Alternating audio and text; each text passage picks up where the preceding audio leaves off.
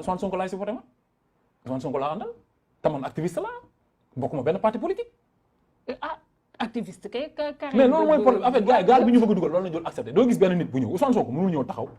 ñun li ñuy xeex boobu bi ñuy xeex ñun di wàcc ci mbedd bi di créer di nekk Y'en a marre xamuñu Ousmane Sonko ñu jógee fa créer nitu dëgg ñu tëj ci kaso bi ndax ay jeunes Colobane loolu moo tax xaaral non c'est-à-dire dégg muy sikki la rek képp koo xam da ngay xeex nga ni Sénégal moo la ñor nga ni da ngay xeex idéologie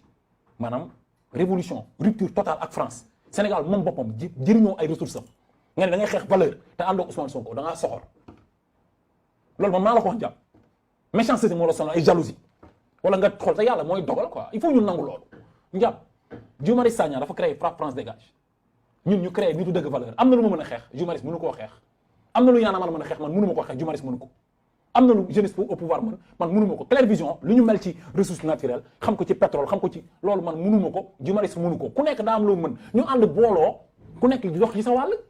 doo dem Sandaga nga laaj boutique yi den yëpp di jaay même chose dox ñu ku nekk ibi même chose di ko jaay ci même boutique mu den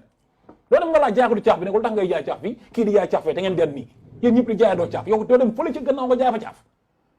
en fait dafa am xeex ku nekk dafa mais jàppoon ne bu leen defoon bloc ku mais nekk def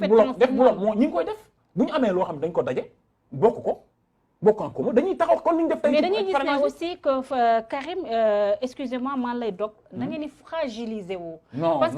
que yéen activistes yi nga xam ne mën nañu wax ne carrément yéenay teg combat yi yéenay xeex en fait nañ ko bëgg nañ ko bañ yéenay xeex mais yéen dafa mel ni comme yéen politiciens yi aussi dañ leen di utiliser parce que gis neen carrément si élection locale ñenn si ay activistes yi dem neen si seen ay propre liste mais gis neen carrément dañ leen a laminé carrément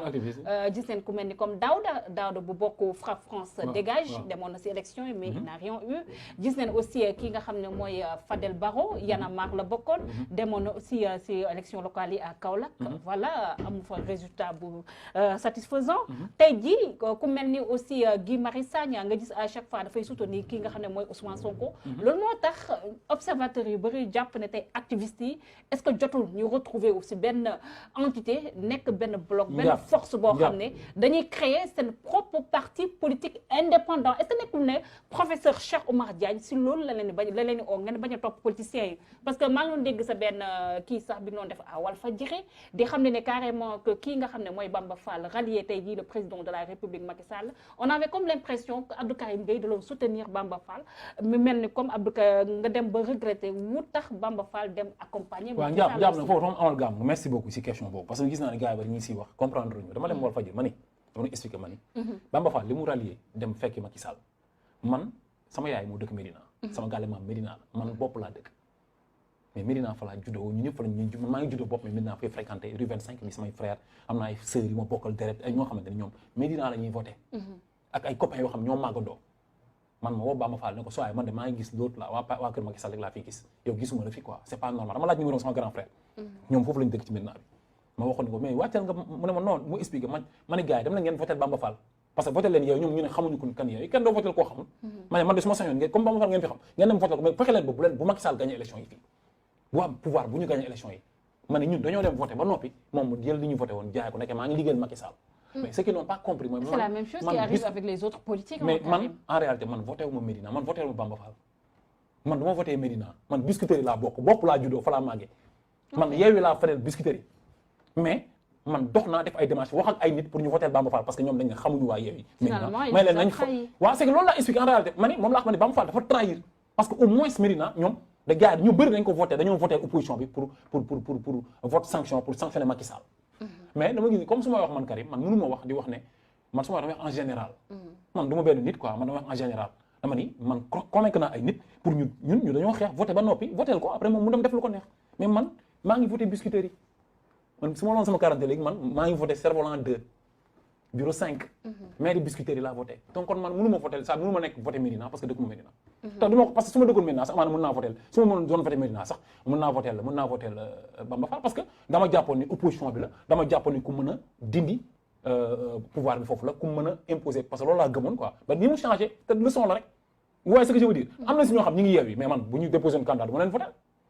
doyuñu ma comprendre le cas de Khalifa Sall là pour man si biir Yewwi bi nii mais pour man Khalifa Sall feebar la bu gars yi di yar rek ah bon mais bien sûr Khalifa Sall feebar la bu ñu yar rek xam Sénégal gis na jàpp kaa ma wax benn affaire yaa xam problème au Sénégal. mais est-ce que Khalifa Sall mun nañu wax ne ak acte yi nga xam ne mu ngi koy posé aussi biir yow. gis nga keroog sax mu ngi artu aussi gaayam mi par rapport ak seen ay ambition aussi. est-ce que mun nañoo wax ne c'est quelqu'un de digne de confiance. Karim man li may wax ci Khalifa Sall c'est très simple xam nga man Sénégal am lu seen problème ñu baal ma de du Sénégal yëpp nag mais dañu mën a naxante hypocrisie Khalifa Sall xam nga lan la moom benn feebar bu ñuy yar la Sénégal dañuy yar feebar quoi gis nga bu ñu nee rupture mais révolution totale rupture Khalifa Sall mënul def rupture quoi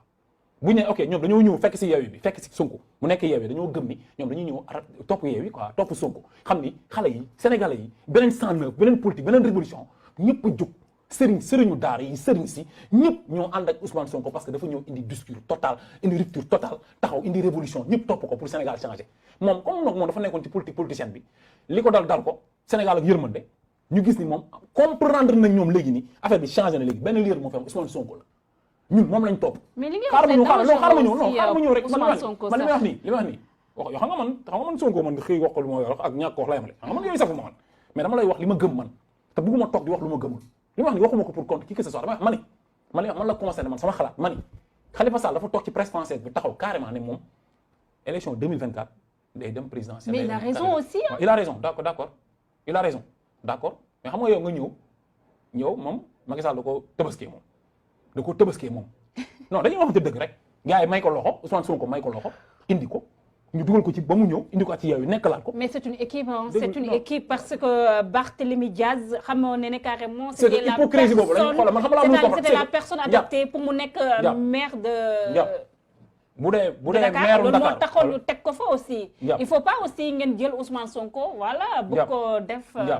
Barthélémy Diaz. le principal opposant au Sénégal aussi. Barthélémy Diaz il est bien nit ku digne la nit ku am principe la mais su nekkee maire yàlla Sonko la. je suis pas d'accord. je suis pas d'accord jërë nga koy xam naa ko soo d'accord lee moom garaawul mais xoolal dama bëgg wax benn affaire nga comprendre xam nga laa bëgg ñu jubóo ko Sénégal nañ bàyyi naxante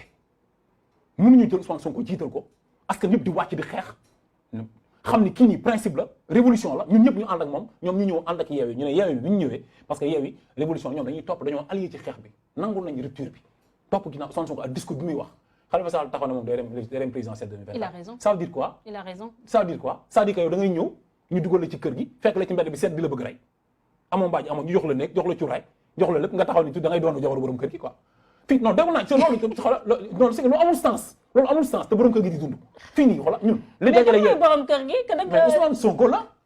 moom moo fi osé def lu kenn deful moo fi osé wax lu kenn waxul moo fi osé taxaw défier lobby homosexuel yi mais njàpp Sénégal nañ bàyyi naxante moo fi osé def loo xam ñoom boobu léegi ñu ngi fi te defuñ ko ñaata at lañ fi nekk ñoom